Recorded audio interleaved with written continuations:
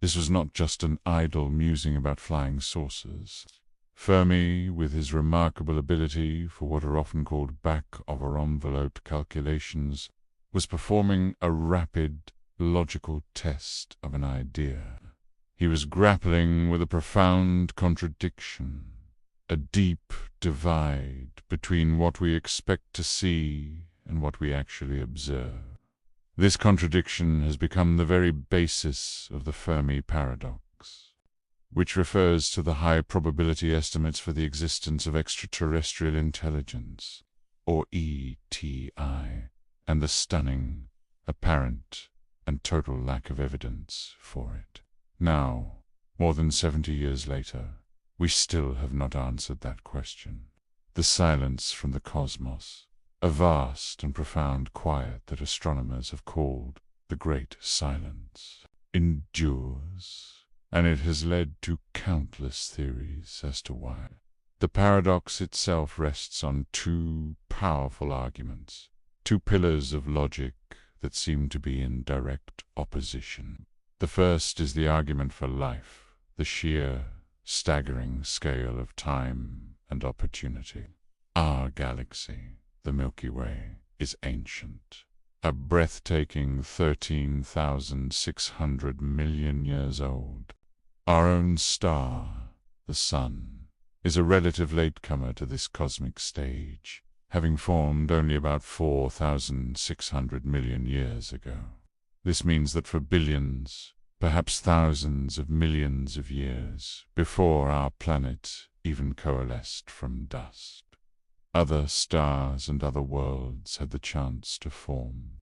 There has been ample, almost unimaginable time for civilizations to arise, to flourish, and to reach for the stars, potentially billions of years before us. The second pillar is the argument for expansion.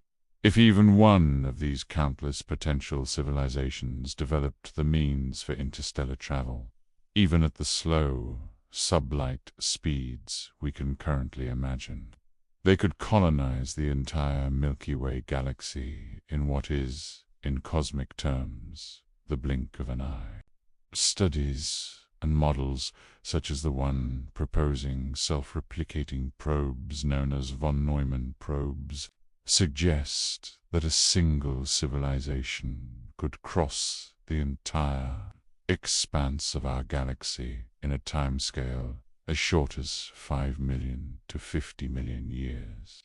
To our human minds, this seems an eternity, but on a geological or cosmic clock, it is a mere moment. And so we arrive at the paradox, the high probability of alien life, given the sheer number of stars and the vastness of time. Combined with the feasibility of rapid interstellar expansion, should logically result in a galaxy teeming with life. We should see it everywhere.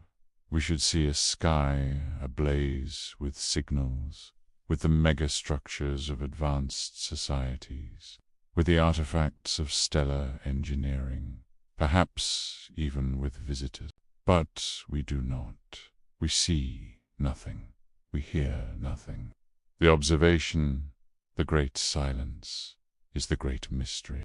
Something in this line of reasoning must be wrong. We have gotten one, if not many, or even all, of these statements wrong. But which one? Today, we address one of the most compelling and sobering possibilities. It is the possibility that the problem lies not with our observation, but with our very first assumption. Perhaps the silence endures because life-bearing planets like Earth, planets capable of producing complex, intelligent beings, are just very, very rare. This is what is popularly known as the rare Earth hypothesis, an argument that the emergence of life and the evolution of biological complexity require a combination of astrophysical and geological conditions that are so precise, so improbable, and so perfectly aligned that they are simply not common in our universe. This idea stands in stark contradiction to the notions once held by prominent scientists and SETI researchers. Figures like Carl Sagan and Frank Drake, who were of the opinion that Earth was typical, a normal rocky planet in a normal system, and that the universe should therefore be teeming with complex life. The rare Earth hypothesis suggests the opposite. It suggests that we are not typical. It suggests that we are, in fact, extraordinarily and perhaps terrifyingly alone. In planetary astronomy and astrobiology, the rare Earth hypothesis argues that the very origin of life and the subsequent evolution of biological complexity, things like sexually reproducing, multicellular organisms, and, ultimately, human intelligence required an improbable, almost miraculous combination of astrophysical and geological events and circumstances. According to this hypothesis, complex extraterrestrial life is an improbable phenomenon, a cosmic long-shot, and is likely to be exceedingly rare throughout the universe as a whole. The term rare Earth itself originates from the book Rare Earth: Why Complex Life is Uncommon in the Universe, published in the year 2000 by Peter Ward, a geologist and paleontologist, and Donald E. Brownlee, an astronomer and astrobiologist, both esteemed faculty members at the University of Washington. Their argument was a direct challenge to a principle that had long guided the search for life. In the 1970s and 1980s, brilliant minds like Carl Sagan and Frank Drake had argued that Earth is a typical rocky planet, orbiting a typical star, located in a non-exceptional region of a common barred spiral galaxy. This idea was an extension of the Copernican principle, often called the principle of mediocrity. It suggested that if there is nothing special about us, then the evolution of life on Earth, including our own intelligence, must also be typical. The universe, therefore, should be brimming with complex life. Ward and Brownlee turned this argument on its head. They argued that planets possessing all the necessary requirements for complex life are not typical at all. In fact, they are profoundly rare. This hypothesis offers a chilling and elegant solution to the Fermi Paradox.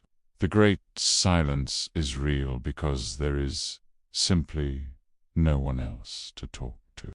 There is no reliable or reproducible evidence that extraterrestrial organisms of any kind have visited Earth. No transmissions, no signals, no evidence of intelligent life has been detected or observed anywhere other than on this small blue world. This, again, runs counter to our knowledge that the universe is filled with a truly vast number of planets, some of which likely hold the conditions hospitable for life. But are those conditions enough? Life, as we know it, typically expands until it fills all available niches. These contradictory facts form the core of the paradox, and the rare Earth hypothesis is one of its most powerful proposed solutions. The hypothesis argues that the evolution of biological complexity, as seen in the remarkable timeline of life on Earth, requires the coincidence of a large, perhaps an impossibly large, number of fortuitous circumstances. It is not one single thing, but a long chain of sequential, interlocking factors. These include, among many others, a galactic habitable zone, a central star and planetary system of a very requisite character, including what is known as a circumstellar habitable zone, It requires a terrestrial planet of just the right mass. It demands the advantage of one or more gas giant guardians, like our own Jupiter, and possibly a large natural satellite, like our Moon, to shield the planet from frequent, devastating impact events. It requires the precise conditions needed to ensure the planet has both a protective magnetosphere and the engine of plate tectonics. It needs a chemistry similar to that present in the Earth's lithosphere, atmosphere, and oceans. It may even require the periodic influence of evolutionary pumps, such as massive glaciations and bolide impacts, to drive evolutionary change. And this is all before we consider the mysterious factors that led to the emergence of eukaryotic cells, the invention of sexual reproduction, and the incredible Cambrian explosion of animal, plant, and fungi, phyla.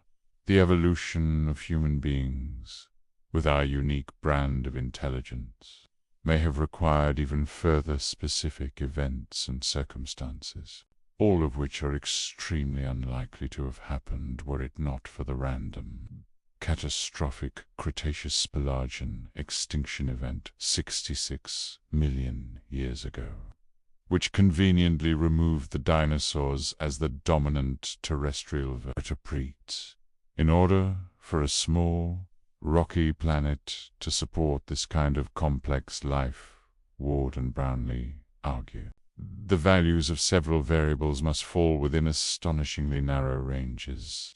The universe is so vast that it might, by sheer chance, still contain many Earths-like planets. But if such planets do exist, they are likely to be separated from each other by many thousands of light years.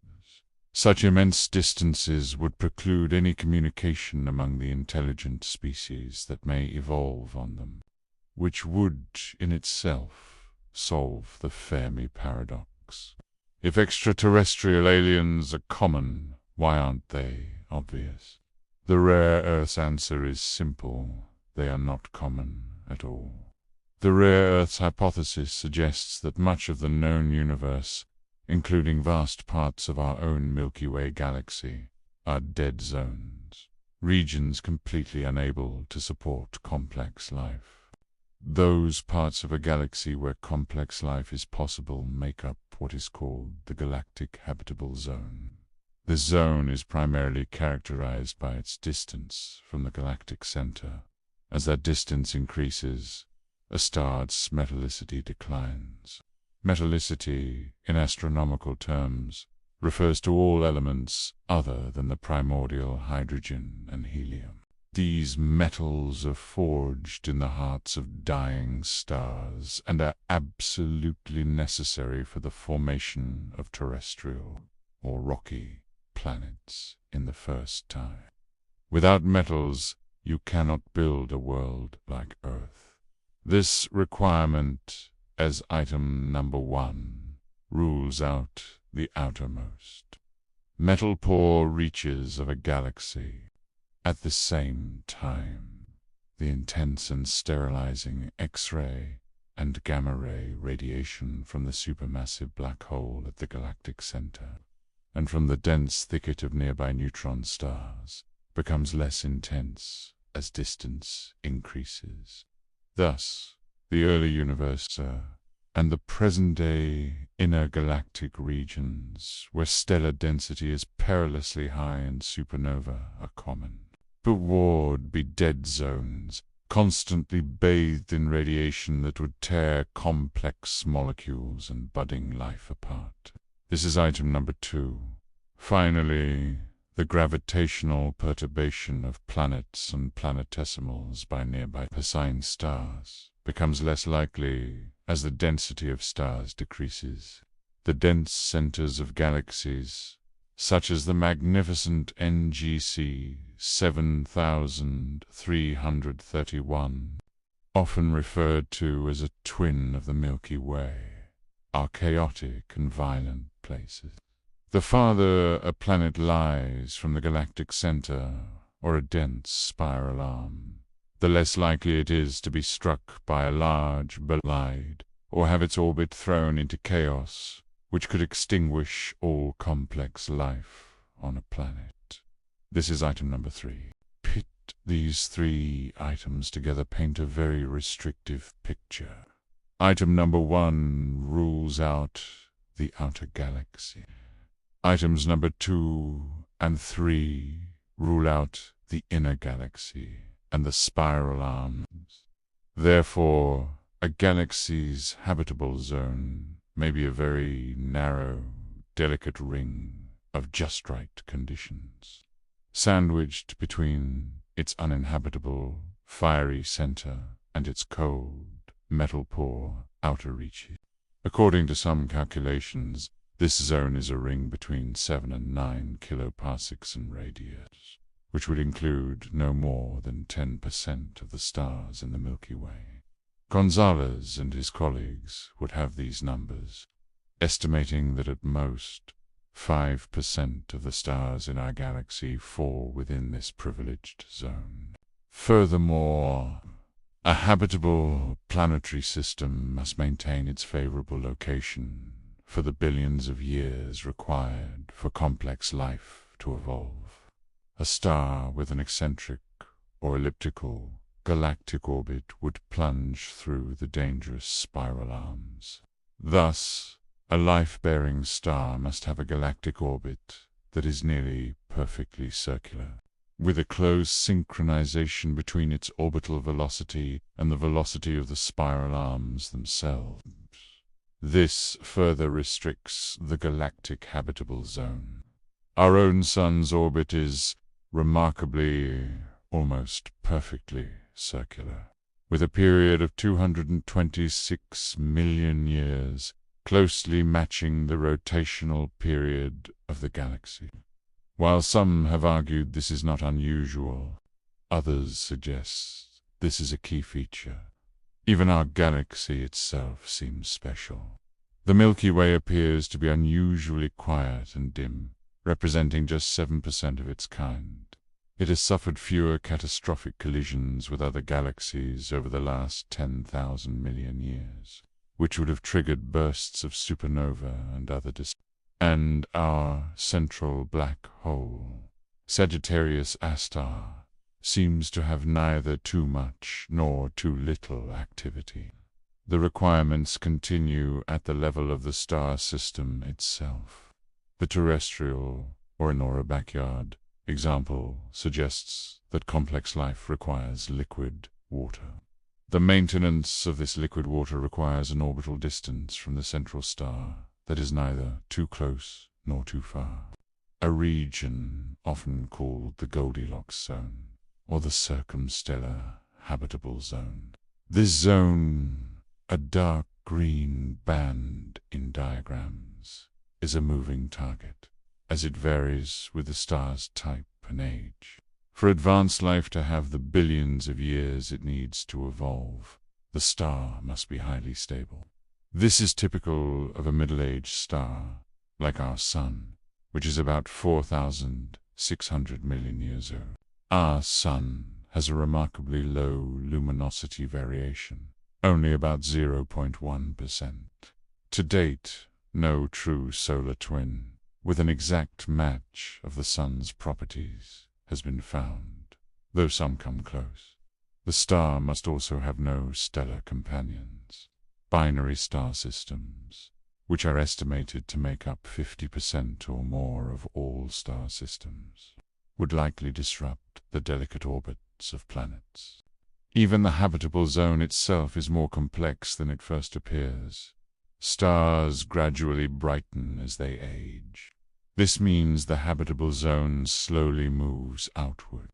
For animal life to evolve over billions of years, the planet must remain within this shifting zone.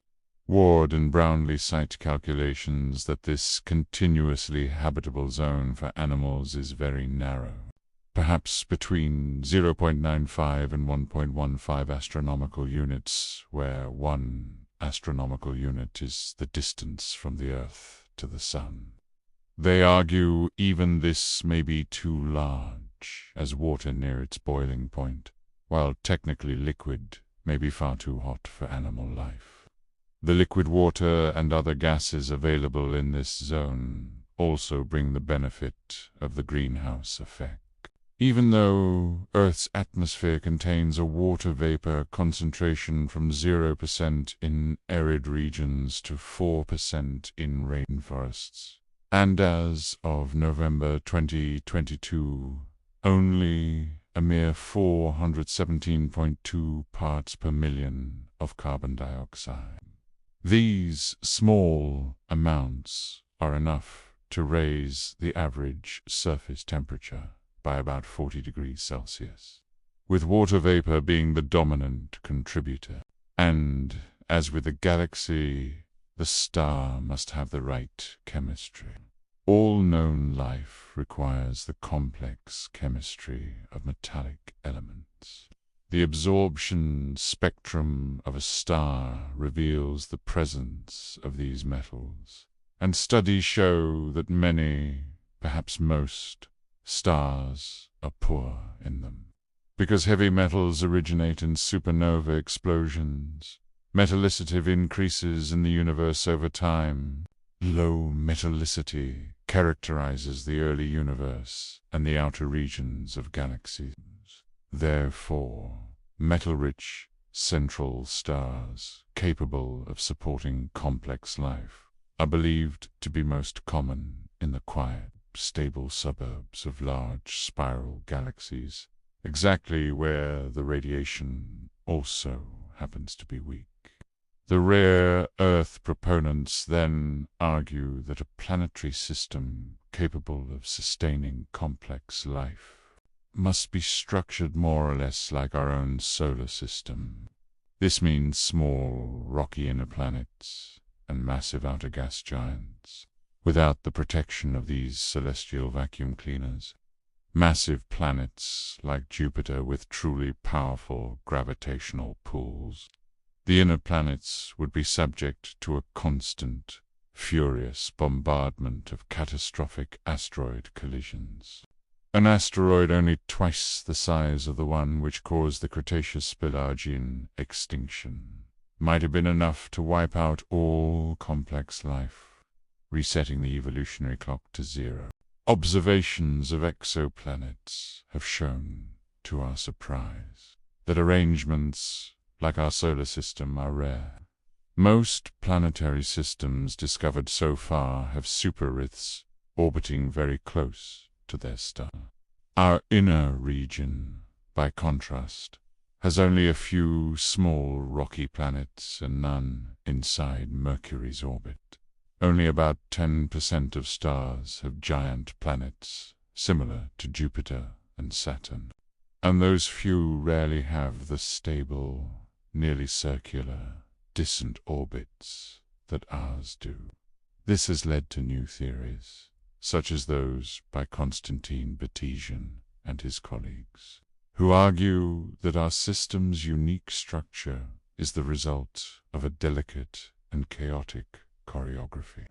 They suggest that early in the solar system's history, Jupiter and Saturn drifted inward toward the Sun, sending showers of planetesimals that destroyed any forming super-Earths and sent them spiraling into the Sun.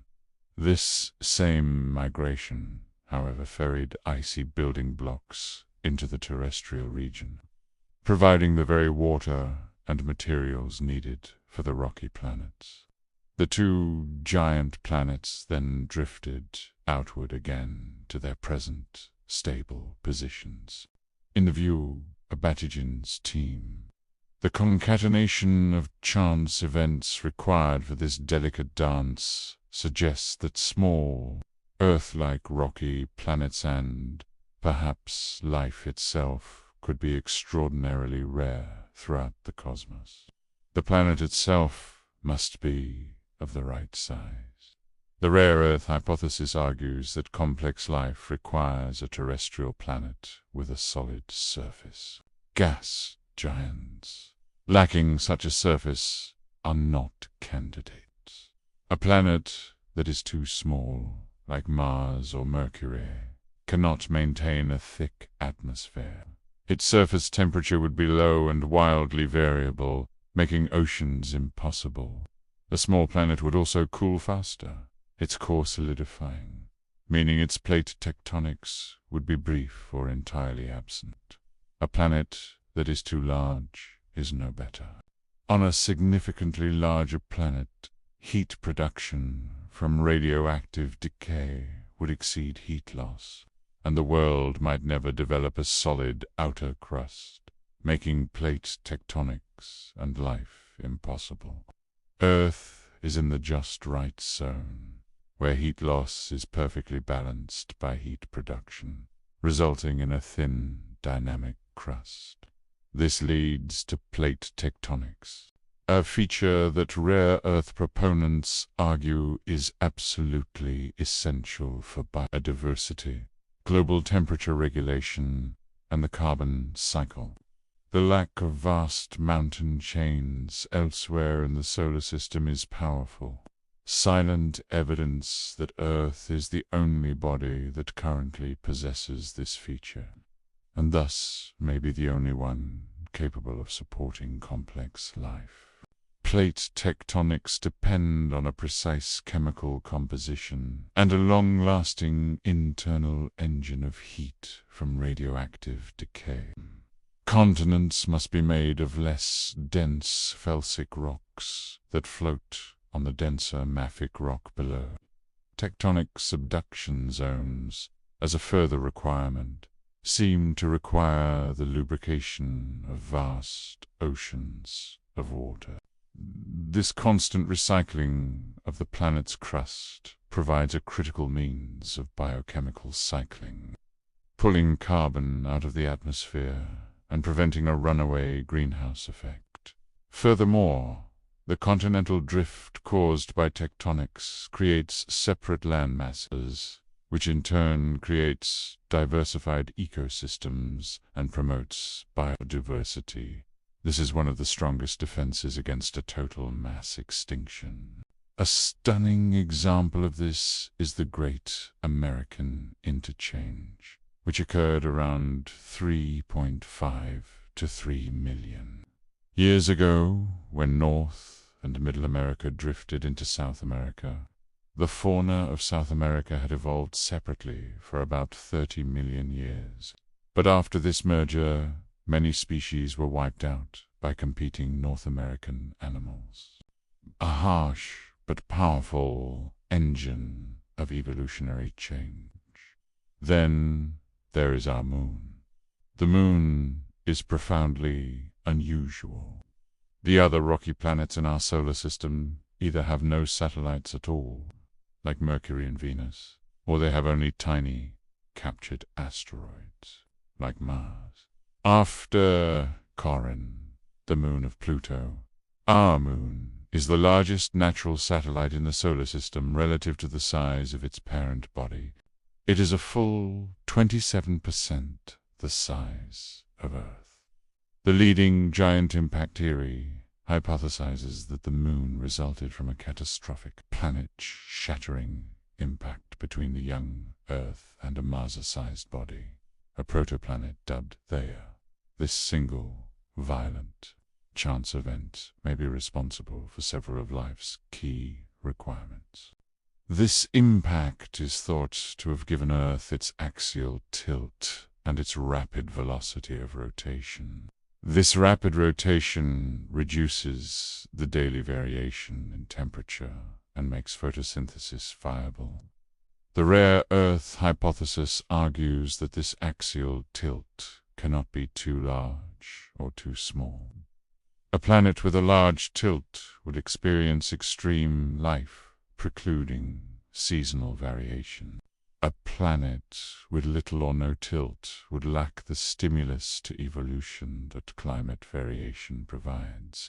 In this view, Earth's tilt is just right, and crucially, the immense gravity of our large moon stabilizes this tilt.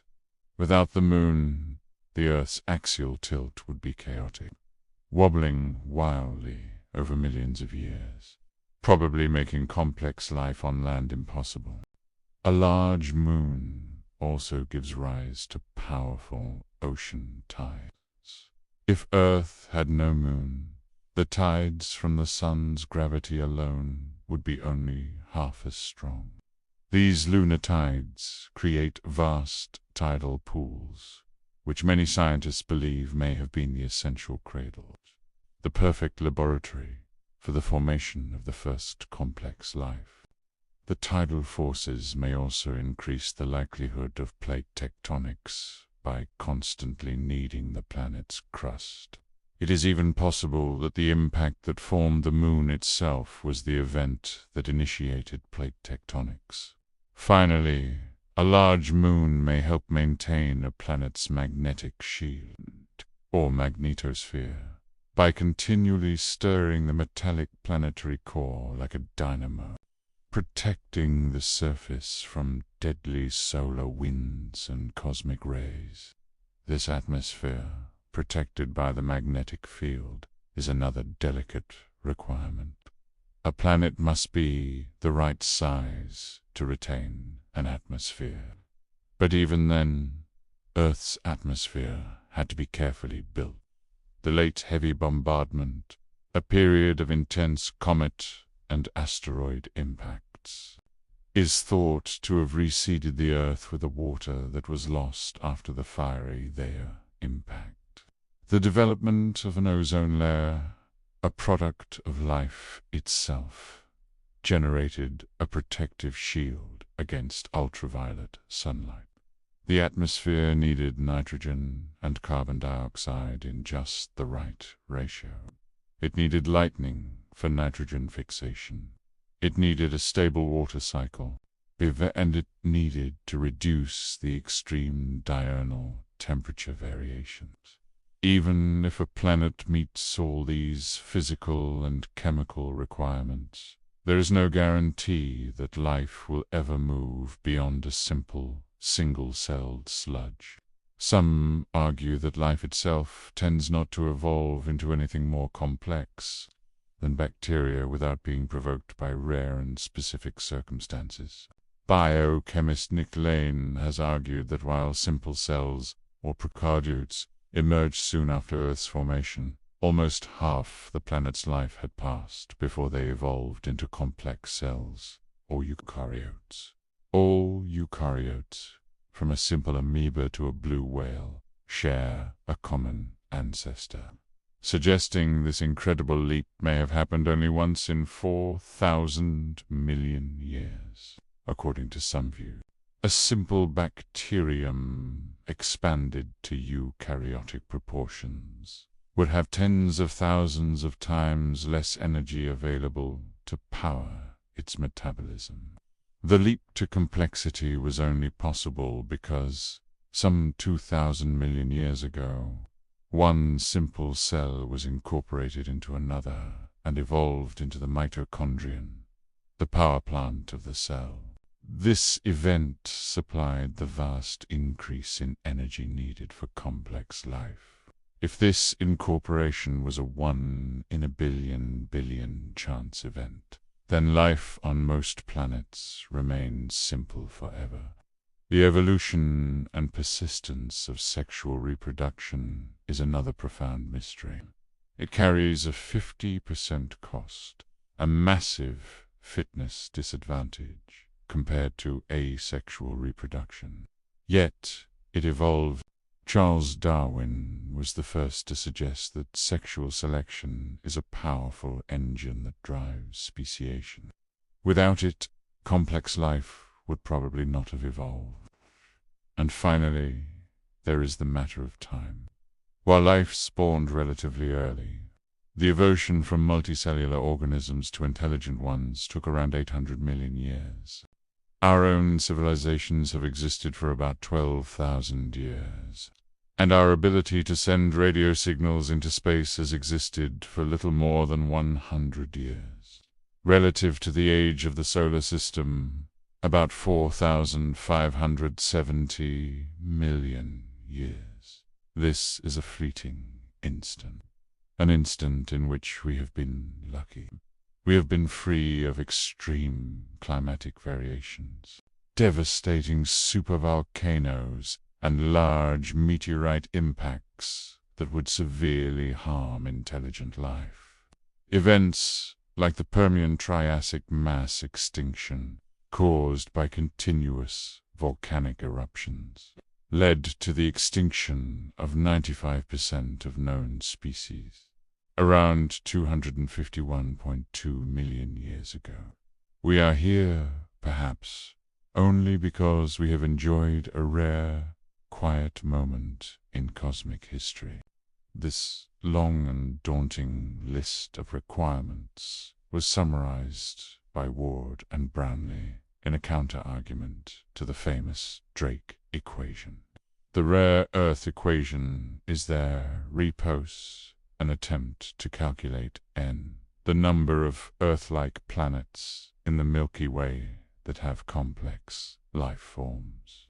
It is written as n equals unstar, multiplied by ne, multiplied by fg, multiplied by fp, multiplied by fpm, multiplied by fa, multiplied by fc, multiplied by fl, multiplied by fm, multiplied by fj, multiplied by fme, where unstar is the number of stars in the Milky Way, a number not well estimated but at least 100,000 million. Ne is the average number of planets in a star's habitable zone, a number that is likely no more than 1. Fg is the fraction of stars in the galactic habitable zone, which Ward, Brownlee, and Gonzalez estimate at 0.1. Fp is the fraction of stars with planets. Fpm is the fraction of those planets that are rocky, not gaseous. Fa is the fraction of habitable planets where microbial life arises, which Ward and Brownlee believe is unlikely to be small. But then the filters become severe. Fc is the fraction of planets where complex life evolves. Given that for 80% of the time since microbial life first appeared on Earth, there was only bacterial life, this fraction may be vanishingly small. Fal is the fraction of a planet's lifespan during which complex life is present, a window that is closed by the star's own evolution into a red giant. Fm is the fraction of planets with a large moon. If the giant impact theory is correct, this fraction is tiny. Fj is the fraction of systems with large Jovian planets to act as shields, and Fme is the fraction of planets with a sufficiently low number of extinction events. Ward and Brownlee do not actually calculate the final value of n, because the values of these factors can only be conjectured. We have but one data point, Earth, a rocky planet orbiting a G2 star, in a quiet suburb of a large, barred spiral galaxy, and the home of the only intelligent species we know, ourselves. The rare Earth hypothesis asserts that the product of these last 9 factors is a truly minuscule number, perhaps as small as 10 to the power of -12. In that case, n, the number of complex civilizations in our galaxy, could be as small as 0 or 1. This hypothesis has been supported by many, including Stuart Ross Taylor, a specialist on the solar system who concluded that our system is probably unique, the result of too many chance factors. Stephen Webb, in his book Where is Everybody?, finds the rare Earth hypothesis to be one of the few solutions to the paradox left standing, and paleontologist Simon Conway Morris endorses it, citing it as evidence for his case of inevitable humans in a lonely universe. But, as with any grand scientific narrative, there are criticisms. Many see the hypothesis as fundamentally anthropocentric, a form of circular reasoning. As David Dulling noted, the hypothesis is not a prediction, but merely a description of how life arose on Earth. Ward and Brownlee, he argues, have done nothing more than select the factors that best suit their case. What matters is not whether Earth's circumstances are unusual, but whether they are essential. And so far, we have seen nothing to suggest they truly are. And our data is changing rapidly. An increasing number of extrasolar planets are being discovered. As of October 2025, 6,128 planets in 4,584 planetary systems are known. We are finding that rocky planets orbiting inhabitable zones may not be rare at all. In 2013, astronomers using Kepler data estimated that about 1/5 of G-type and K-type stars are expected to have an Earth-sized or super-Earth-sized planet in an Earth-like orbit. This yields a staggering 800 million of them in our galaxy alone. The role of Jupiter as a protector has also been challenged. Computer modeling, including the 2005 NICE model, yields inconclusive results. In fact, a 2008 study by Horner and Jones found that Jupiter has likely caused more impacts on Earth than it has prevented, its massive gravity flinging comets and asteroids inward. Even the requirement of plate tectonics, once thought to be unique to Earth, is being questioned. Recent evidence points to similar activity on other worlds. We have found towering mountain ranges on Pluto, suggesting endogenic processes. Geologist Yin has put forward evidence for active plate tectonics on Mars. Europa has long been suspected to have them. And in 2014, NASA announced evidence of active subduction. Even on Venus, scientists have found that the lithosphere is not static, but is being deformed by active processes. And studies by Valencia and Cowan suggest plate tectonics may be inevitable for terrestrial planets, Earth-sized or larger, which we now know are common. Even the need for oxygen, a cornerstone of the hypothesis, has been invalidated. Ward and Brownlee asked whether oxygenation would ever have occurred on a world where there were no continents to erode.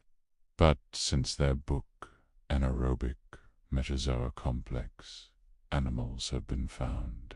Spinalorica cinziae, a species discovered in 2010 in an anoxic basin of the Mediterranean, metabolizes with hydrogen and lacks mitochondria entirely. In 2020, a similar discovery was made in Hennegejoke. Complex life, it turns out, can exist without oxygen. Finally, the requirement of a large moon has been challenged. Casting argues that a moonless Earth would still possess habitats suitable for complex life, and that its spin rate cannot be accurately predicted, and the giant impact theory may not be as rare as once thought. Work by Edward Bell Bruno and J. Richigott suggests that giant impactors can indeed form in planetary Trojan points, meaning the circumstances that formed our moon may occur in other systems. The critics argue that life may be more resilient and imaginative than the hypothesis allows. They argue that complex life may arise in alternative habitats, such as the subsurface tidally heated oceans of moons like Europa or Enceladus, ecosystems that exist completely independent of a surface biosphere. much like the riftier Pachyptera worms that thrive in the crushing darkness of Earth's own deep-sea vents. This brings us to another, perhaps more unsettling, solution to the paradox. What if the rare Earth hypothesis is wrong? What if life is common, but it is deliberately hiding its presence from us? This is the core of the zoo hypothesis, a resolution that is, in many ways, the polar opposite of the rare Earth. It argues that the great silence is not a sign of absence, but a sign of intention. The term zoo hypothesis was coined in 1973 by John A. Ball, a Harvard astrophysicist with MIT's Haystack Observatory. In his study, Ball addressed the common assumptions made by SETI research, chief among them the idea that advanced extraterrestrials would want to talk to us. In rebuttal, Ball offered his antithesis. I believe that the only way that we can understand the apparent no non-interaction between them and us is to hypothesize that they are deliberately avoiding interaction, and that they have set aside the area in which we live as a zoo. The zoo hypothesis predicts that we shall never find them because they do not want to be found, and they have the technological ability to ensure this. This hypothesis accepts the vast age of the galaxy and the statistical likelihood of ETs. In fact, it relies on it. It accepts that the time between the emergence of the first civilizations in the Milky Way and all subsequent ones would be enormous, measured in eons. This, once again, brings us to the work of Nikolai Kardashev and the famous scale that bears his name. In his 1964 essay, he proposed a three-tiered scheme for characterizing a civilization based on the energy it could harness. A Type 1 civilization can use all the energy on its planet, about 4 times 10 to the power of 12 watts. A Type 2 civilization can control the energy of its entire star system, about 4 times 10 to the power of 26 watts. A Type 3 civilization can control the energy of an entire galaxy, about 4 times 10 to the power of 37 watts. Among SETI researchers, the notion of Type 1 and Type 2 civilizations in our galaxy seems entirely rational. But the zoo hypothesis deals with the implications of Type 3, or civilizations on their way to it.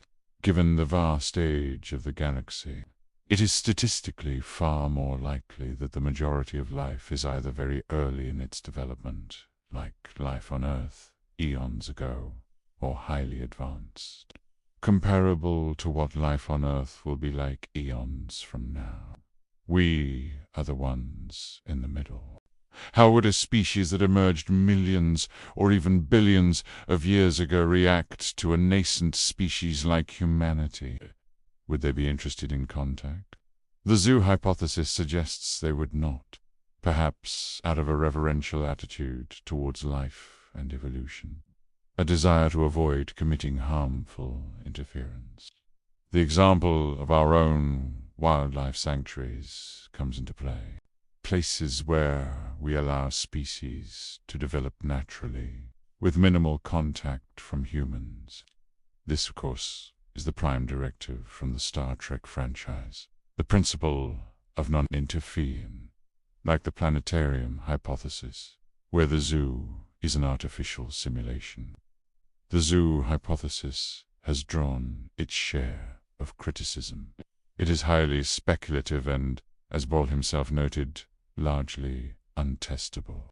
It is falsifiable in that the discovery of a single ET, I would prove it wrong, but until then, it cannot be confirmed. It also assumes a great deal about the mentality and sociology of alien civilizations.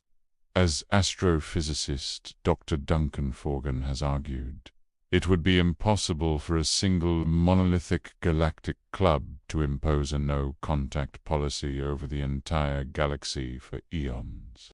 It would take only one dissident species, one small group with a spacecraft, to violate the rule and reveal their presence. But perhaps the strongest critic of Bohr's hypothesis was Bohr himself. In the very study where he proposed it, he wrote, "The zoo hypothesis seems to me to be pessimistic and psychologically unpleasant." Yet, he concluded with a scientist's sober duty to the facts. However, the history of science contains numerous examples of psychologically unpleasant hypotheses that turned out to be correct. And so, we are left standing between two vast and disquieting possibilities. On the one hand, the rare Earth hypothesis, which paints a picture of a universe that is stark, empty, and silent. A universe that produced in us a breathtaking, beautiful, and singular accident. And on the other, the zoo hypothesis, which suggests a universe that is full, watching, and silent. A universe where we are not alone at all, but are merely the exhibit, the search for the answer. The search that continues every time a telescope turns to a new patch of sky is nothing less than the search for our own context in the great, mysterious, and silent cosmos. The story of the Drake equation begins in the year 1961 at a small, informal gathering in Greenbank, West Virginia. This was not a grand assembly, but a quiet meeting of some of the most brilliant minds of the time, including the young astronomer Carl Sagan and the biochemist Melvin Calvin, who was famously informed he had won the Nobel Prize during the conference itself. The man who brought them together was a young astronomer named Frank Drake, a pioneer who had only a year earlier conducted the first systematic search for extraterrestrial signals, an experiment he named Project Ozma Drake. Faced with organizing an agenda for this first-ever meeting on the search for extraterrestrial intelligence, SETI wanted a framework for their discussion. He wanted to take the overwhelming question of "Are we alone?" and break it down into a series of smaller, more manageable questions. In the days leading up to the meeting, he scribbled down a formula. This simple string of factors multiplied together has since become one of the most famous and powerful intellectual tools in all of science. It is known as the Drake equation. This equation, which has been called the second most important in science after Einstein's famous E=mc², is not a complex mathematical proof. It is not designed to be solved like a homework problem, and it cannot, by itself, give us a precise, definitive answer. Frank Drake himself described it as a tool for organizing our ignorance, but as a roadmap, a way to structure our thinking about one of the deepest mysteries of the universe. It takes a question that borders on philosophy and transforms it into a series of scientific inquiries, each of which we can investigate, debate, and, one day, perhaps even answer. So, what is this legendary equation? It is a probabilistic argument, a way to estimate the number of active, communicative extraterrestrial civilizations that might exist within our own Milky Way galaxy. The equation itself is a beautiful piece of logic, a product of 7 different variables. When multiplied together, they give us the number n. N represents the number of civilizations in our galaxy, whose electromagnetic emissions are detectable. The equation is as follows: n equals r star multiplied by f sub p multiplied by un sub p multiplied by F sub I multiplied by F sub I multiplied by F sub C, and finally multiplied by ln equals R star times F sub E times F sub I times F sub I times F sub I times F sub C times L. Each of these 7 letters represents a universe of questions. R star is the rate of formation of stars that are suitable for the development of intelligent life. F sub P is the fraction of those stars that have planetary systems. Un sub E is the number of planets per solar system with an environment suitable for life. F sub L is the fraction of those suitable planets on which life actually appears. F sub I is a fraction of those life-bearing planets on which intelligent life eventually emerges. F sub C is the fraction of those intelligent civilizations that develop a technology that produces detectable signs of their existence. And finally, L, perhaps the most haunting variable of all, is the average length of time such civilizations produce those detectable signs before they fall silent. To understand the logic, Drake often used a simple analogy. Imagine trying to estimate the number of students at a large university. You could try to count them one by one, a monumental task. Or you could simply find out the number of new students who enter the university each year, the freshman class, and multiply that by the average number of years a student stays at the school, which might be 4 years. This calculation gives you a remarkably good estimate of the total student body. The Drake equation uses the exact same logic. The first 6 factors, from R star to F sub C, represent the freshman class of the galaxy. They tell us the rate at which new, detectable civilizations are born each year in the Milky Way. The final factor, L, is the number of years they stay in school. It is their lifetime. Multiply the birth rate by the lifetime, and you get N, the total number of civilizations that exist right now. When Drake and his colleagues first gathered in 1961, almost none of these factors were known. The first term, the rate of star formation, was the only one they could even make an educated guess at. The rest was pure speculation. They were explorers mapping a continent that was still completely hidden in shadow. But in the 60-plus years since that historic meeting, the shadows have begun to retreat. We have built new eyes, launched great observatories into space, and we have begun, for the first time, to fill in the blanks. The equation is no longer just a philosophical agenda. It is an active scientific challenge. Let us journey, one by one, through the 7 links of this cosmic chain, armed with the knowledge humanity has gathered in the 21st century. The first variable is R star, the average rate of star formation in our galaxy. This is the engine of creation, the number that tells us how many new suns are being born in the Milky Way each year.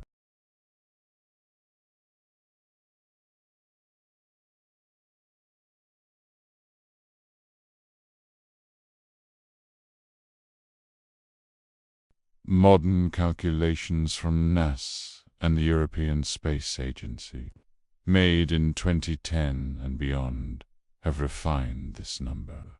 The current consensus is that the Milky Way is forming new stars at a rate of about 0.68 to 1.45 solar masses of material per year.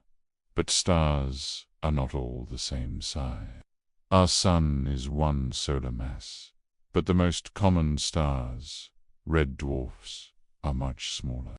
When we account for the average mass of a new star, which is about half a solar mass, This rate translates to roughly 1.5 to 3 new stars being born in our galaxy every single year.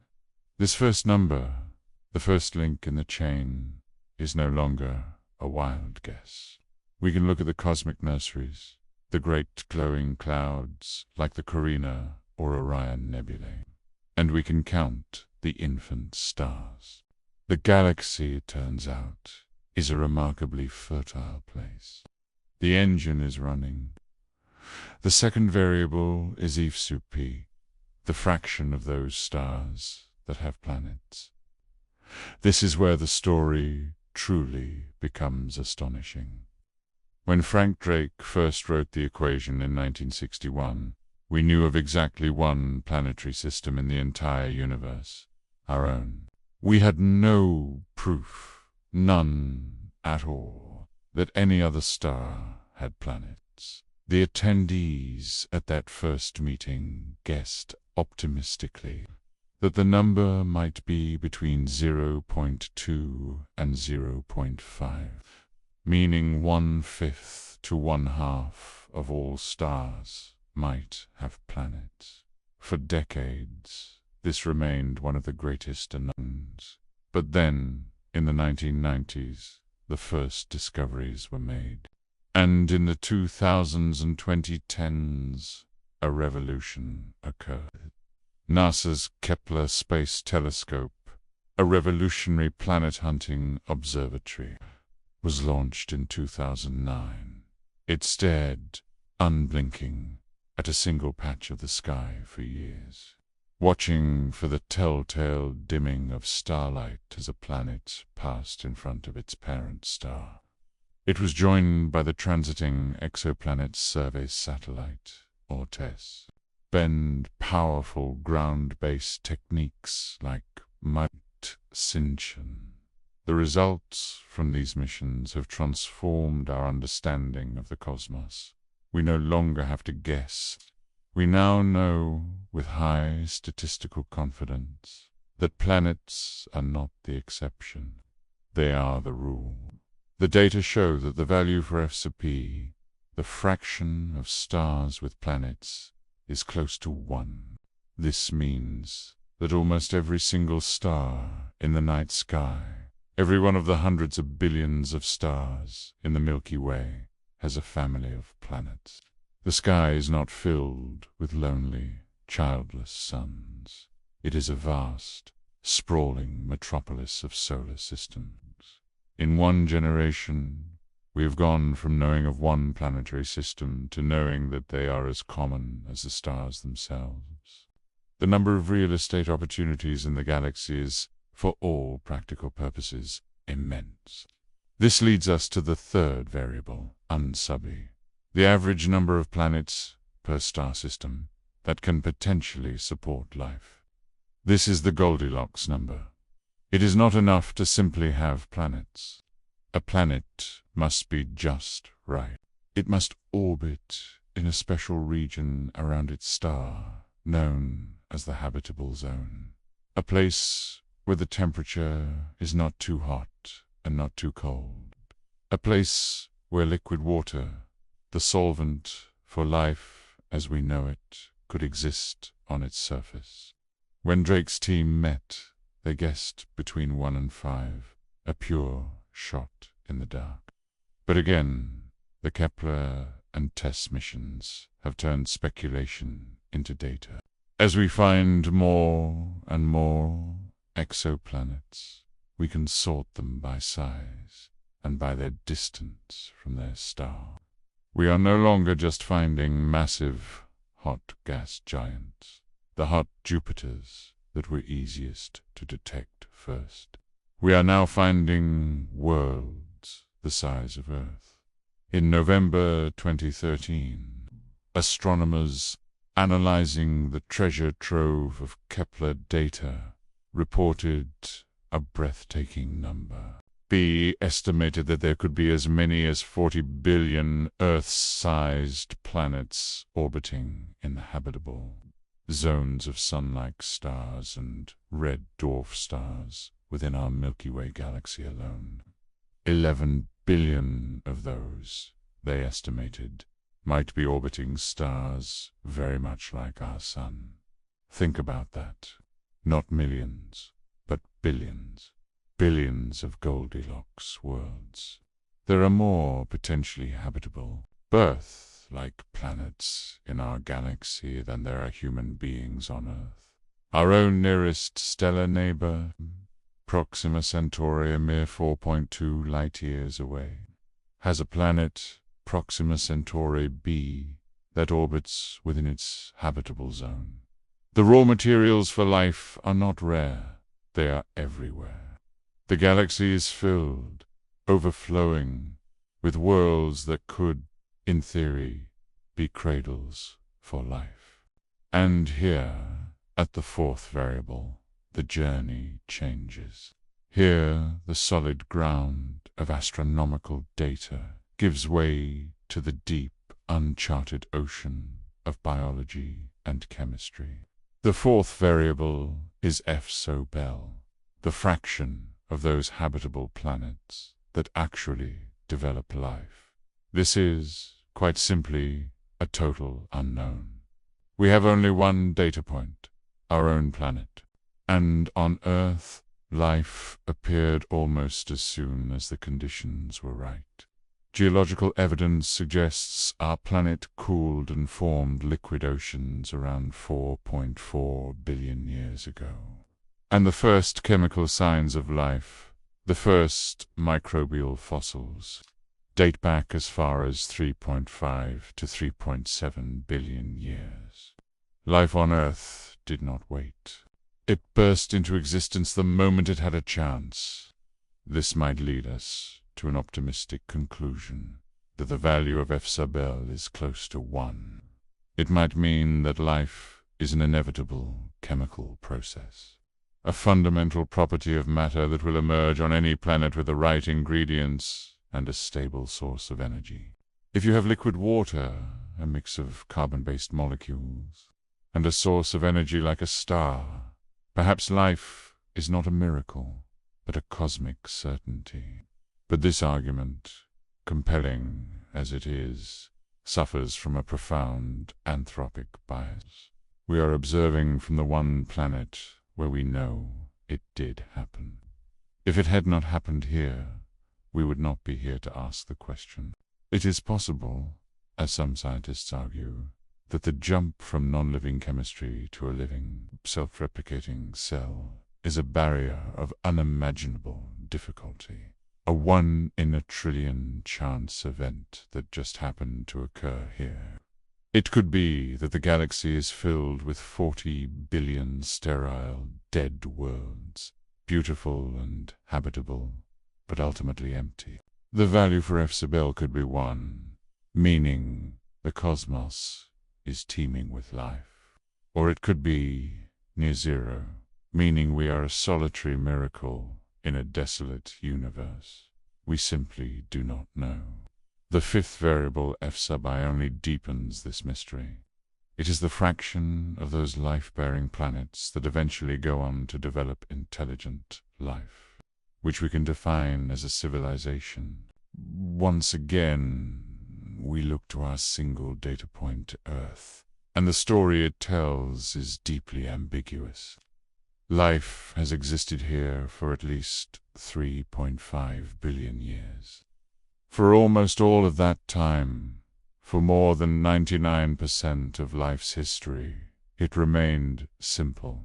It was bacteria, algae, and eventually simple multicellular organisms. The Earth was a living planet, but it was not an intelligent one. Then, in a geological blink of an eye, the Cambrian explosion occurred about 540 million years ago, and a bewildering variety of complex life forms emerged. But even then, intelligence as we know it was not a given. The dinosaurs ruled this planet for 165 million years, a reign of staggering length and success. But they never built telescopes or radio transmitters. It was only in the last few million years that a single branch of primates, our own ancestors, began a journey toward complex cognition and technological intelligence, the kind that can build a radio or a city, has existed for only a few hundred years out of a 4.5 billion year history. This suggests that intelligence is not an inevitable goal of evolution.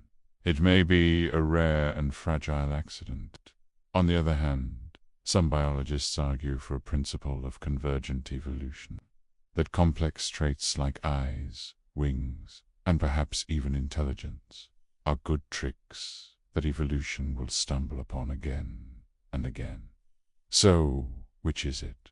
Is intelligence a universal destination, a natural result of evolutionary pressure? Or is it a bizarre and temporary fluke, a cosmic party trick performed by a single species on a single world? The value of F sub I, like the one before it, is a complete unknown. The sixth variable is F sub C, the fraction of that intelligent life that develops a technology that is detectable. This is a question of psychology and sociology projected onto an alien canvas. Even if a planet has intelligent life, would we ever know it? Do they use technology? Perhaps they are a civilization of philosophers or artists who live in harmony with their planet and never feel the need to shout into the cosmos. Perhaps their technology is biological or quantum, or something so advanced it is invisible to us, making our radio signals look as primitive as smoke signals. Or perhaps they are like us, curious and noisy, broadcasting their presence into the void. Do they want to be found? It is possible that intelligent civilizations quickly realize the dangers of the galaxy, that there may be predators, and they adopt a policy of deliberate silence, listening but never transmitting. This is the dark forest hypothesis, that the universe is a dark forest full of hidden hunters, and the only way to survive is to stay quiet. We, in our infancy, have been shouting our existence with radio, television, and radar signals for 100 years. A bright, inviting target for anyone who might be listening. Is this normal, or is it suicidally naive? The value of F sub C, the fraction of talkative civilizations, is another profound unknown. And this brings us to the final variable, the seventh and most sobering variable of all, L, the longevity of a technological civilization. This is the L from Drake's university analogy, the number of years a civilization stays in school before it graduates, or in this case, goes extinct. This number is the great filter, the variable that may hold the key to the great silence. How long does a species that has developed the power to detect signals from space also last? We are, once again, our only data point, and our data is terrifying. We have been a detectable civilization capable of radio for only about 100 years, and for almost all of that time, for at least the last 80 years, since the dawn of the atomic age in 1945. We have possessed the technology to destroy ourselves completely. We have nuclear weapons, biological weapons, and we are now facing the long-term, slow-motion crises of climate change and ecological collapse. We are a civilization in its infancy, and we are already holding a gun to our own head. How long can a civilization last? 1,000 years? 10,000? 1,000,000? Or is the average lifetime of a technological species only a few hundred years? A brief, brilliant flash of light between the long darkness of prehistory and the eternal silence of self-destruction? This L term is the most powerful and heartbreaking in the entire equation. It suggests that the reward for winning the evolutionary and technological race is to be handed the tools of your own annihilation. So now we stand, holding the 7 pieces of this magnificent and humbling puzzle. What happens when we put them all together? The Drake equation, after all, was designed to give us a number, n. What is n? What is the final answer? The truth is, the equation's power lies in the range of its answers. The vast chasm that separates the most optimistic view from the most pessimistic one. It tells us that the universe is either a place of breathtaking abundance or one of profound, unbelievable loneliness. Let us first be optimistic. Let us walk the path of abundance, the path Frank Drake himself favored. Poor, we take our known values. A few new stars per year, our star, and nearly every one of them has planets F sub p. We take the estimate of billions of habitable worlds, so we can say un sub p is at least one, and perhaps more. And then, for the great unknowns, we make the optimistic assumption.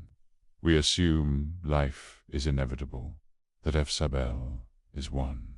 We assume intelligence is a common outcome of the evolution. So F sub is also high, perhaps 1 in 10. We assume that technological civilizations are curious and noisy, like us. So F sub C is also 1 in 10. And finally, for the great L, we assume that civilizations overcome their self-destructive tendencies. We assume they solve their problems, they achieve stability, and they last for a long, long time, perhaps an average of 1 million years.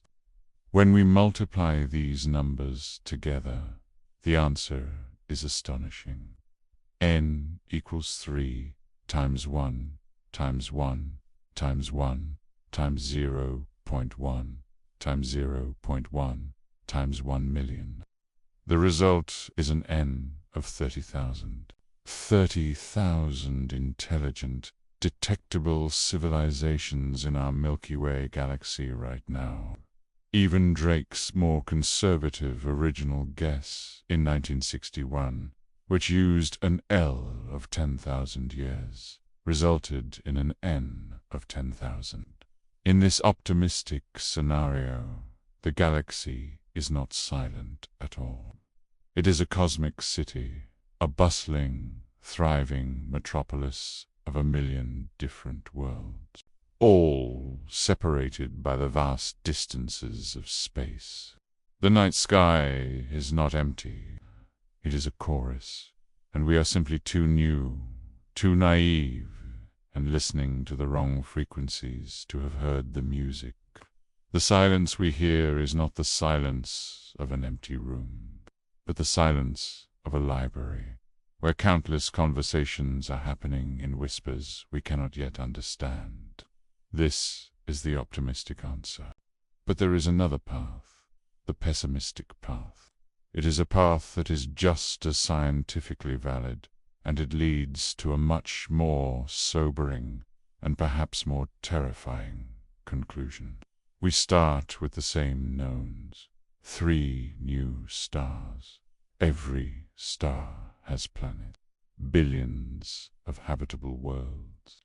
The universe is rich with opportunity. But then we face the greater knowns with a more critical, perhaps more realistic eye.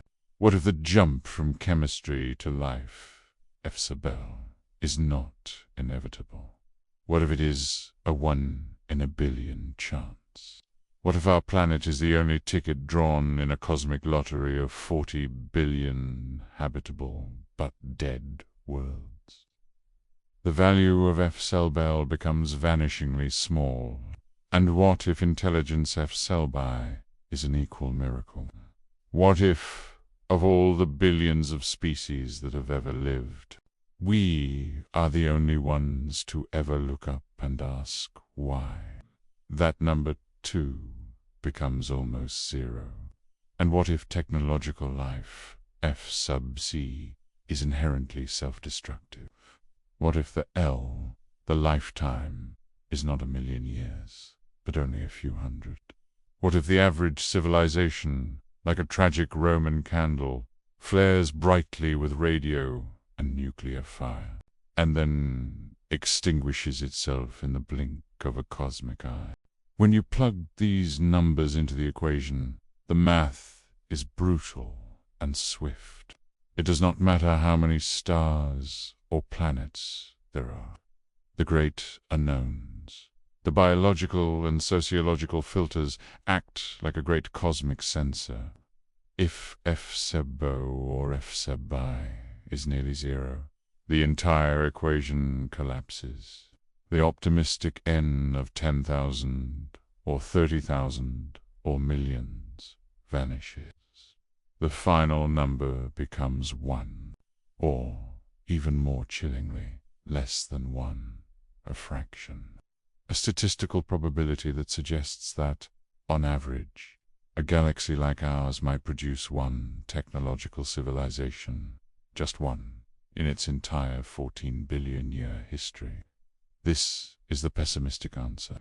It is the answer that says we are completely, utterly, and profoundly alone. It means that in this vast, silent galaxy of 400 billion stars and trillions of planets, on this one small blue world, a unique and precious miracle has occurred.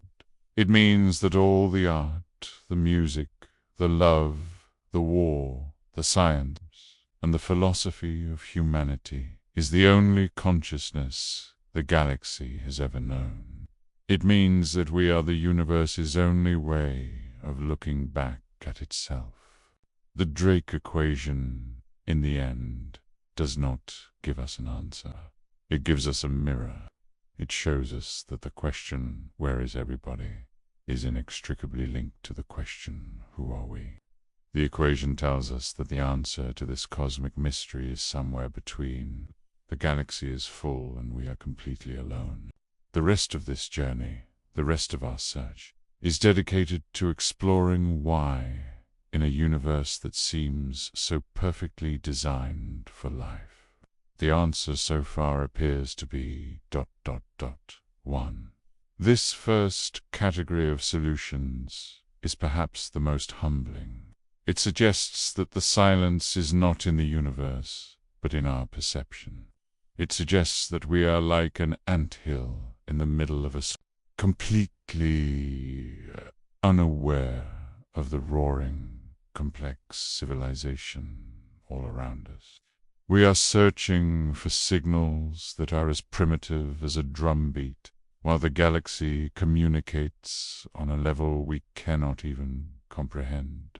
Perhaps they are post-biological, existing as pure data in the quantum foam.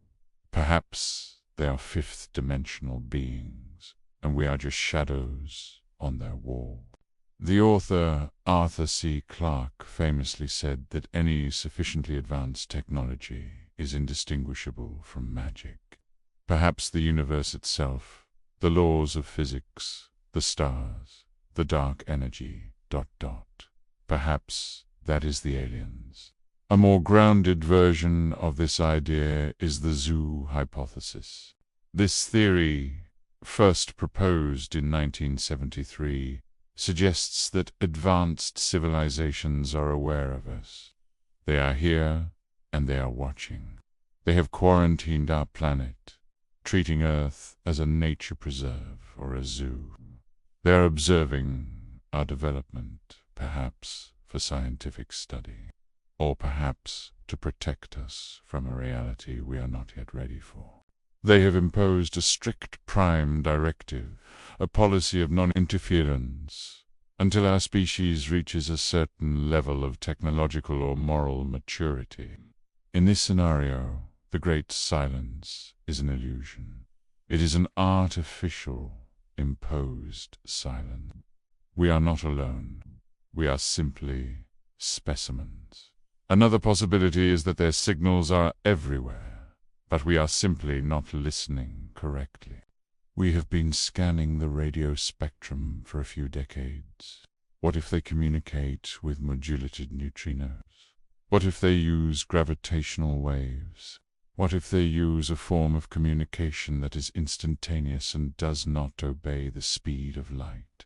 Something our physics says is impossible. We are fish in an ocean, trying to understand the concept of fire. Our entire search is based on the assumption that they will be like us. This may be our greatest and most naive mistake. The silence may be nothing more than our own profound deafness. Solution 2. They exist, but they are silent. The second category of solutions is more strategic. It assumes that other civilizations are out there. They are technological, and they are very much like us. But they are silent for a good and terrifying reason. This is the dark forest theory, which we touched on earlier. This solution to the Fermi Paradox, popularized in science fiction but based on cold game theory, is one of the most chilling. It posits that the universe is a dark forest. Every civilization is a hidden hunter, moving silently through the trees. The hunter's primary goal is survival, but the forest is dark and full of other hunters. You cannot know the intentions of another hunter you might encounter. Are they friendly? Are they hostile? It is impossible to be sure. But if they are hostile, even by a small chance, an encounter is a death sentence. Furthermore, technology grows exponentially. A civilization that seems peaceful and primitive today might, in 1,000 years, become an existential threat. Therefore, the only logical survival strategy is to remain silent, never answer a call, never reveal your position. But if you do discover another, you must do one of two things. Either remain hidden, or, if you fear they have seen you, you must eliminate them as quickly as possible before they can eliminate you. Destroy is the safest option. In this dark and paranoid universe, any civilization that openly broadcasts its existence, as we have been doing, is a fool shouting, "I am here. I am weak," to a forest full of silent predators. The great silence, in this scenario, is the sound of everyone holding their breath. It is the sound of fear, and we may have just invited disaster to our doorstep. A less terrifying version is that communication is simply too hard or too pointless. The distances are the true problem. Our nearest neighbor, Proxima Centauri, is 4.2 light-years away. A simple radio conversation, hello and hello back, would take 8.4 years. To talk to a civilization on the other side of the galaxy would take 100,000 years. Perhaps civilizations realize this, and they simply do not bother. They explore their own local star systems and then turn inward, focusing on creating vast, rich, digital universes for themselves, becoming transcendent civilizations. They are not dead. They are simply bored with the physical, empty world. They are inside, playing. Solution 3. They are not here. And finally, we come to the third, and perhaps the most likely and most tragic of all solutions. They are not here because they do not exist. The answer to the Fermi Paradox is that Ian really is just one. This leads us to the most important concept in this entire discussion, the Great Filter. The Great Filter, a concept from the economist Robin Hanson, is a barrier. It is a challenge, or a probability, that is so incredibly difficult to overcome that it prevents almost all life from reaching a technological, spacefaring stage. It is the reason the galaxy is silent. The question is not, does the filter exist? The question is, where is the filter in relation to us? Possibility A, the filter is behind us. This is the most optimistic and hopeful answer. It means that one of the early steps in the Drake equation is the great filter. Perhaps the filter was the jump from non-life to life F-sub-L. Perhaps it was the jump from simple cells to complex, multicellular life, the Cambrian explosion. Perhaps it was the jump to intelligence F-sub-I. This would mean that we are the first. We are unique.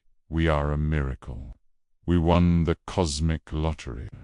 The galaxy is empty because we are the very first civilization to make it this far. If this is true, we have a profound, almost sacred responsibility. We are the bearers of consciousness for the entire Milky Way. The universe is silent because we are its first word. Possibility B. The filter is us. This is the L in the Drake equation. This is the idea that the filter is not a wall, but a test. It is the test of self-destruction.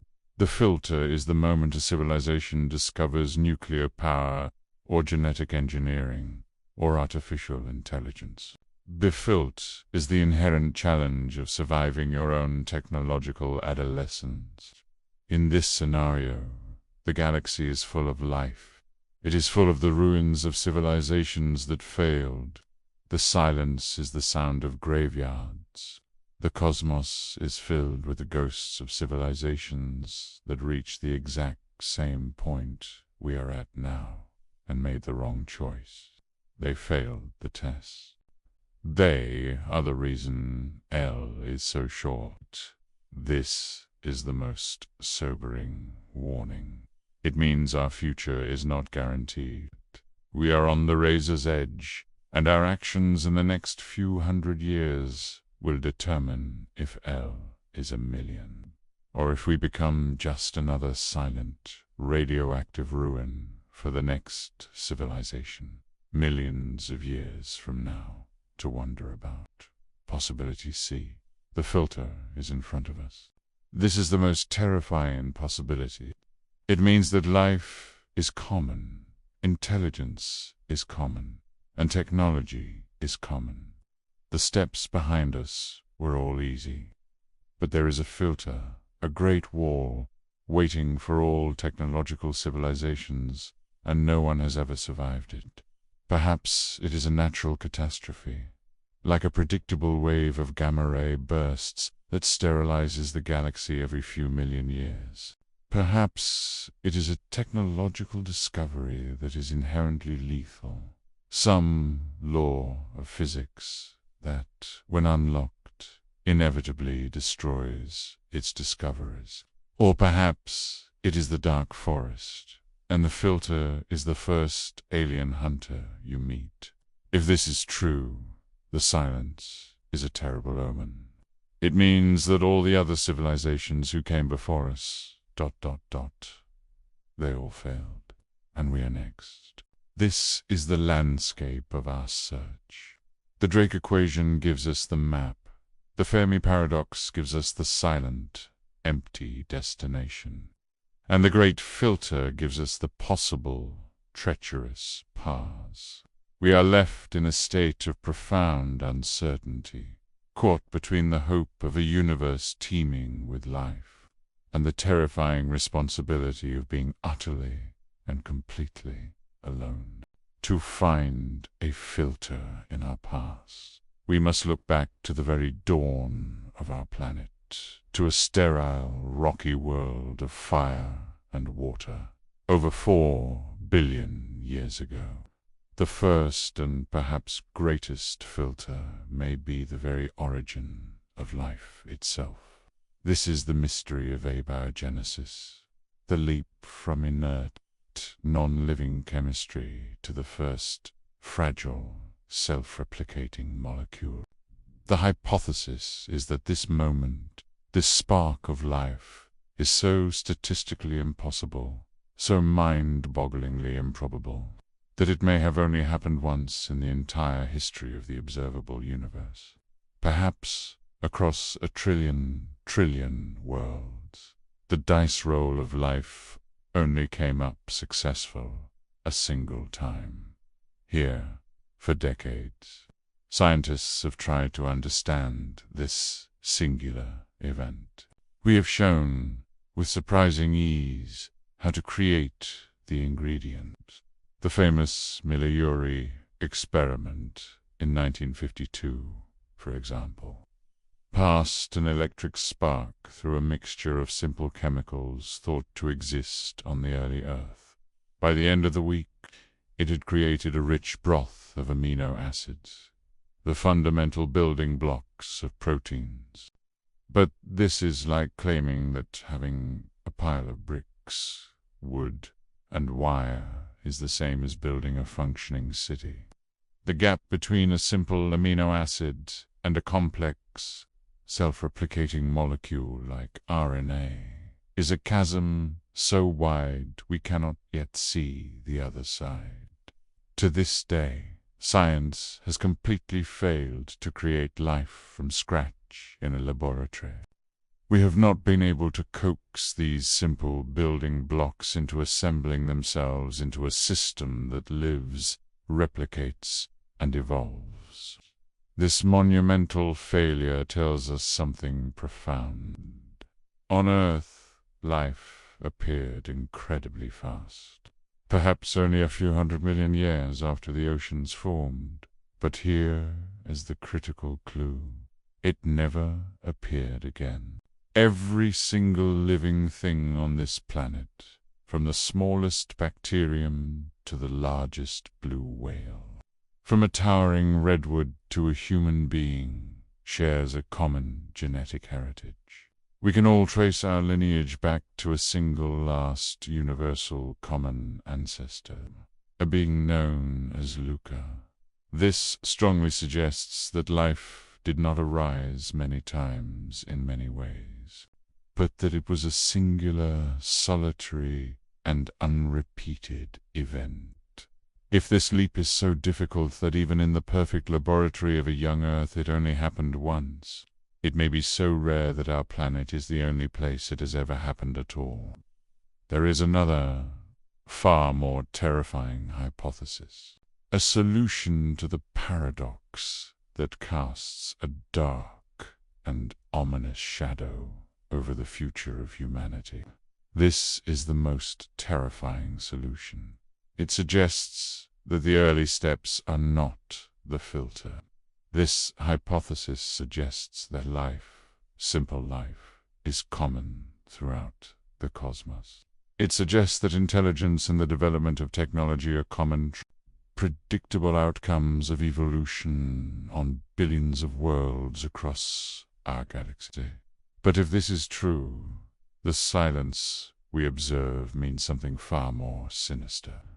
It means that almost every single civilization that reaches a technological stage similar to our own, the stage where it can harness the energy of its planet and dream of reaching the stars, inevitably encounters a barrier. It hits a wall of self-destruction that it cannot, or at least does not, overcome.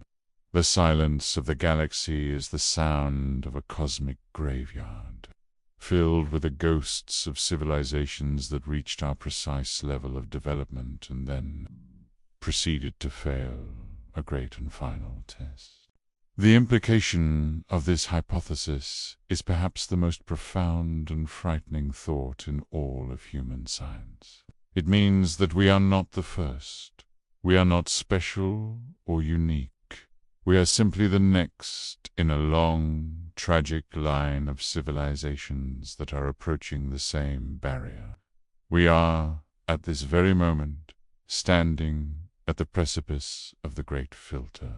The authors of the new NASA paper take this dreadful idea and explore it with scientific rigor. They explore the idea that humanity may now be facing its own great filter. A convergence of existential threats created entirely by our own technological success. As the authors wrote in their paper, they postulate that an existential disaster may lay in wait as our society advances exponentially towards space exploration, acting as the great filter. This is a phenomenon that wipes out civilizations before they can ever encounter each other, explaining the profound silence that greets our search for extraterrestrial intelligence. In this article, the authors propose several possible scenarios. Baylis, a list of calamity candidates that includes both anthropogenic or human cause, hazards, and natural hazards. They acknowledge that both of these categories of threat can be prevented, but only with sweeping reforms in our individual, institutional, and intrinsic behaviors. In their paper, the NASA scientists take into account multiple calamity candidates, a grim list of the very dangers that keep experts on existential risk awake at night. This list includes global thermonuclear warfare, the engineered or natural spread of deadly pathogens and pandemics, the uncontrolled development of artificial intelligence, the ever-present threat of meteorite impacts, and the slow, insidious collapse of our biosphere due to climate change. The paper is not merely a catalogue of doom. It also offers solutions. The authors suggest that the very first step must be what they call a necessary period of introspection, which must be followed by appropriate refinements to properly approach our predicament. It is a call to action, to address the challenges and methods in which we may be able to mitigate risk to mankind and the nearly 9 million other species that share our fragile planet. In a sense, the authors of this new paper, led by Jonathan H. Jung, are, by the very act of writing and publishing their research, engaging in that exact necessary period of introspection that they call for. They are holding up a mirror to our civilization, forcing us to confront the existential dangers we have created. And with their paper, they are laying out the challenges we are facing and, crucially, the methods of addressing them. Before we explore the filters of our own making, the scientists point to the resilience of life on this planet. Life on Earth has, in fact, already survived a number of filters in the past, though these were natural, not self-imposed. These came in the form of mass extinction events. The most devastating of these was the Permian-Triassic extinction, an event known colloquially as the Great Dying. This catastrophe occurred approximately 250 million years ago and came perilously close to ending all complex life on the planet. This single extinction event wiped out an estimated 96% of all marine life and 70% of all terrestrial land species. The exact cause of the Great Dying is still a matter of intense scientific study, but many scientists have said that it was a combination of factors, including massive volcanic eruptions that led to runaway warming temperatures and a catastrophic decrease in atmospheric and oceanic oxygen. These previous filters, these extinction events, have all been natural, arising from the complex and sometimes violent evolution of our planet and our solar system, including massive volcanic eruptions and devastating asteroid impacts. But the filter we face now is different. It is a great filter of our own making. But now, as the NASA paper argues, it is clear that humanity may be facing a great filter of our own making, and it is entirely possible that this is the same filter that other intelligent civilizations in the galaxy have faced before us, and which they have failed to withstand.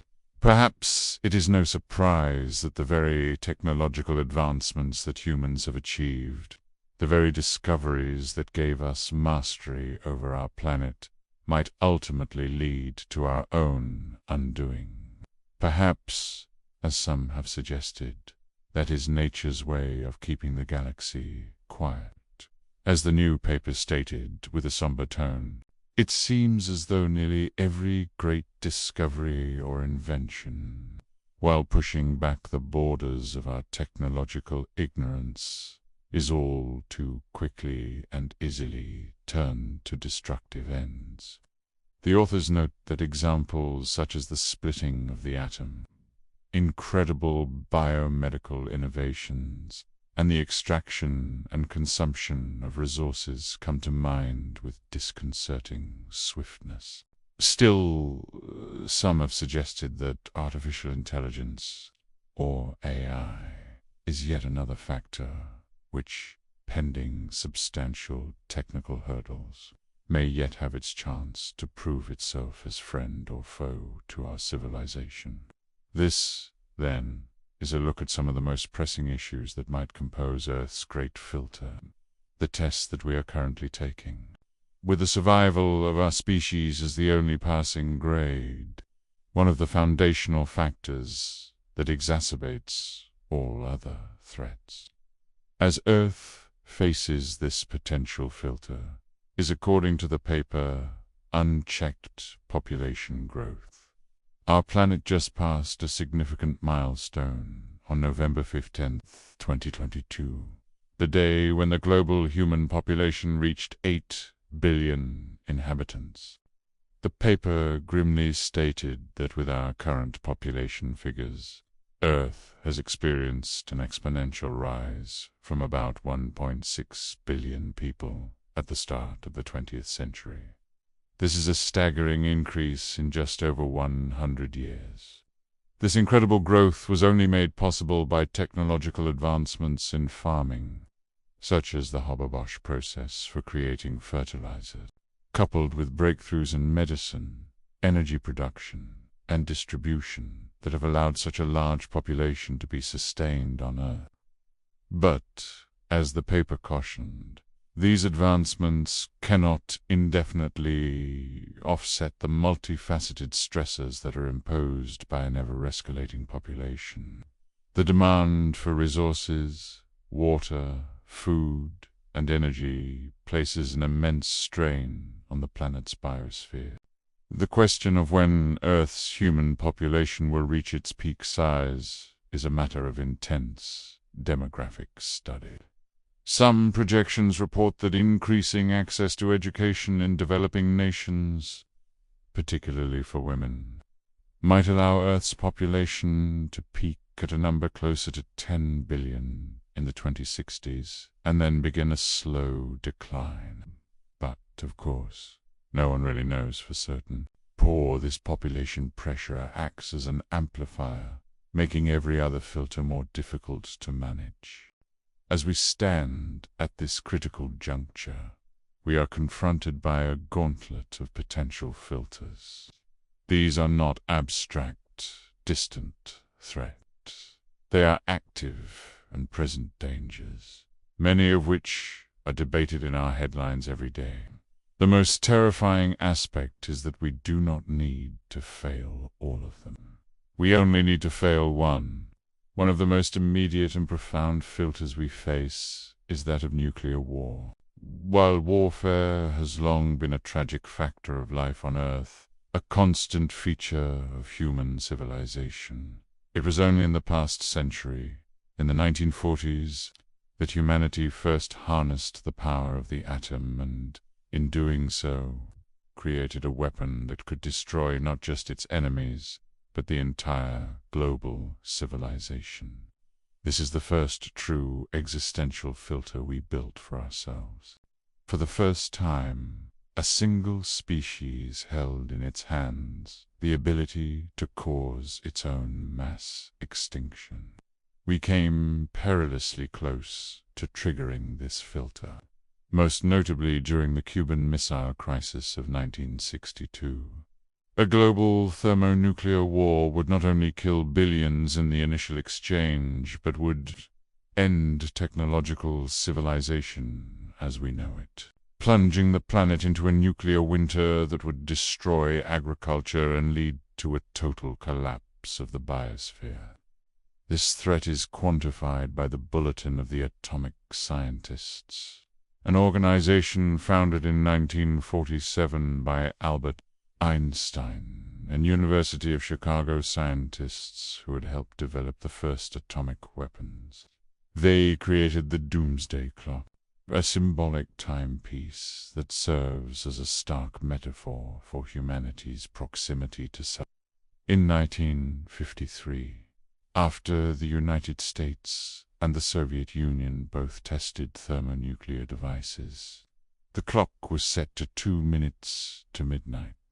In 2024, in the face of renewed nuclear tensions, the proliferation of sophisticated weaponry, and the breakdown of international arms control treaties, the bulletin set the clock at 90 seconds to midnight, the closest it has ever been to catastrophe.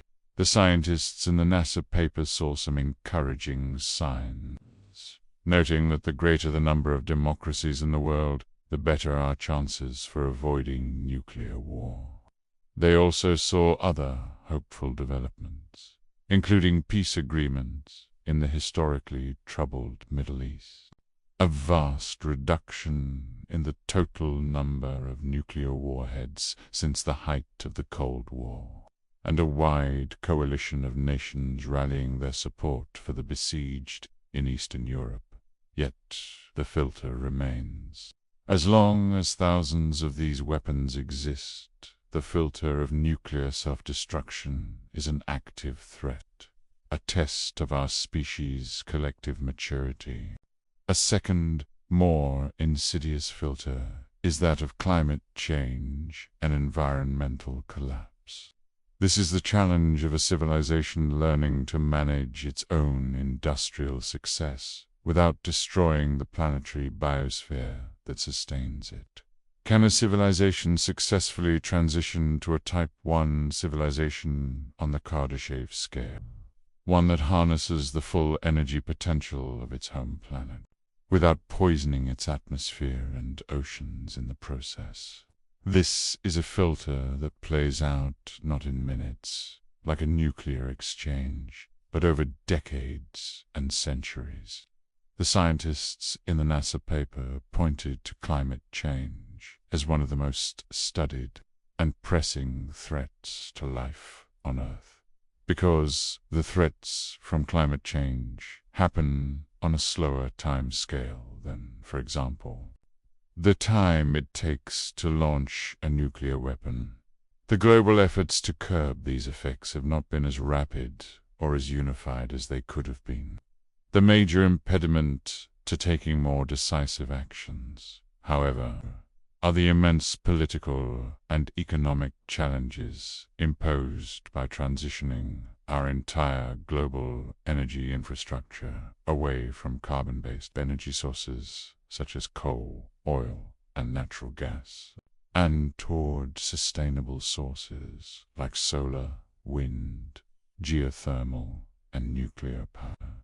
Here again, the authors note that rapidly advancing technologies in areas such as modularized nuclear power plants and industrial-scale carbon capture and sequestration, known as CCS, are among the best hopes for avoiding this slow-motion ensnarement by this lulling but lethal great filter.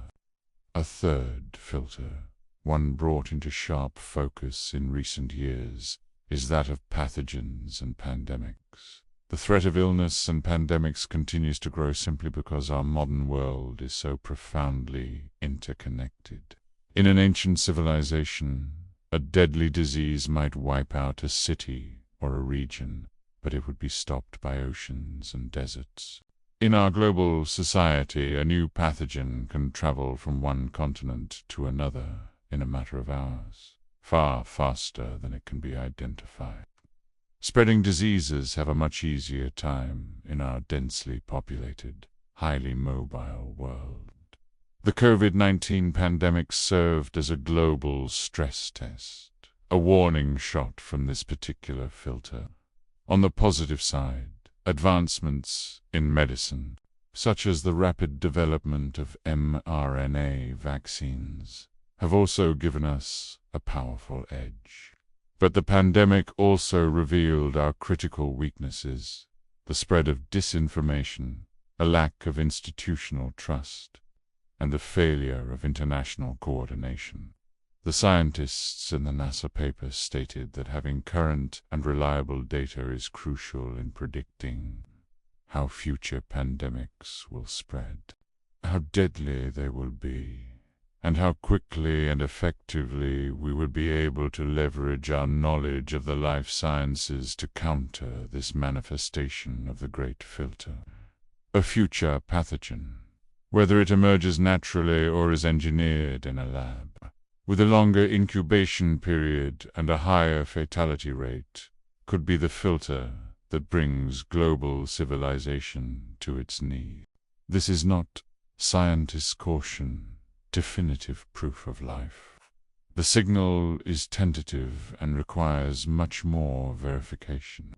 It is possible that some unknown, non-living chemical process could create this molecule in an environment so different from our own.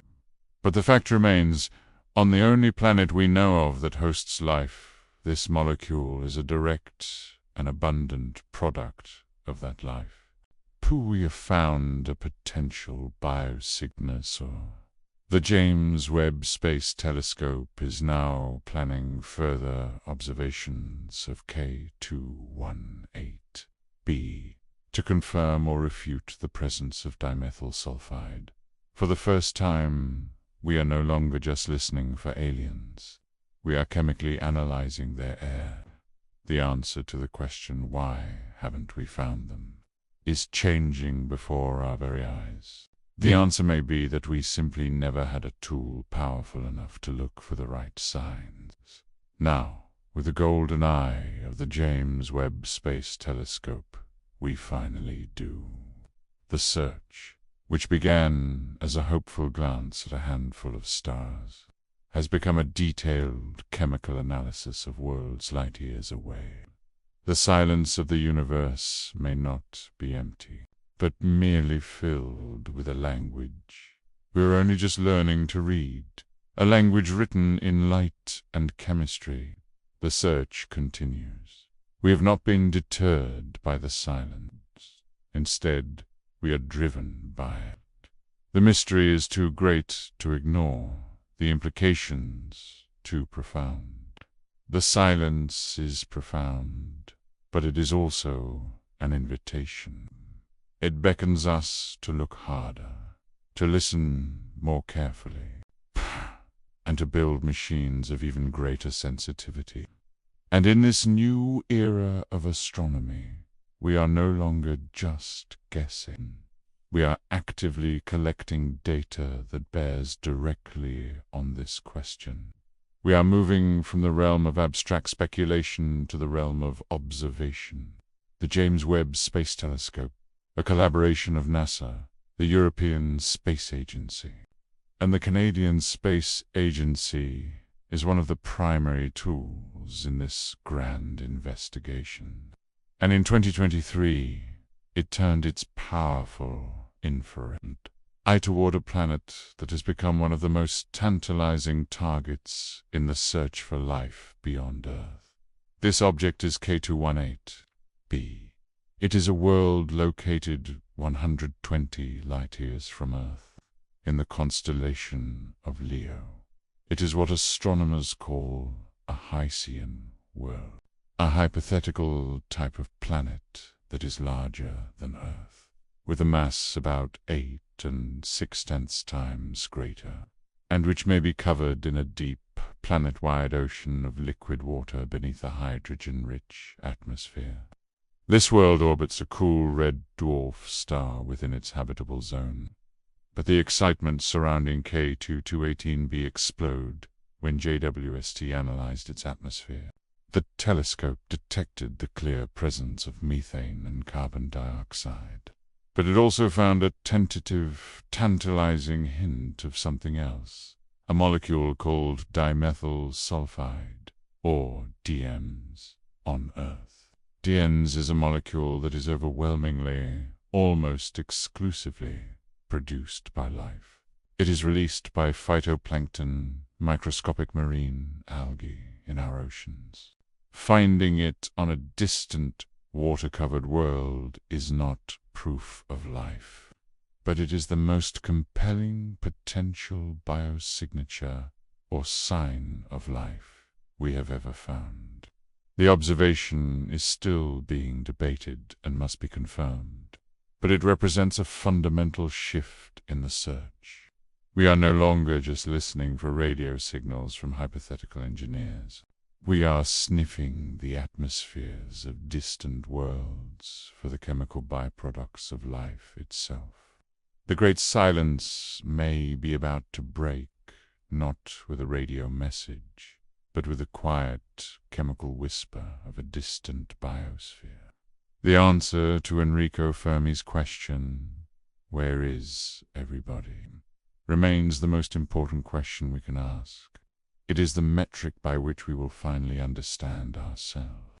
The answer, whatever it is, whether it is the terror of solitude or the terror of a crowded, hidden cosmos, will change us forever. It will mark the end of our cosmic childhood and the true beginning of humanity's story.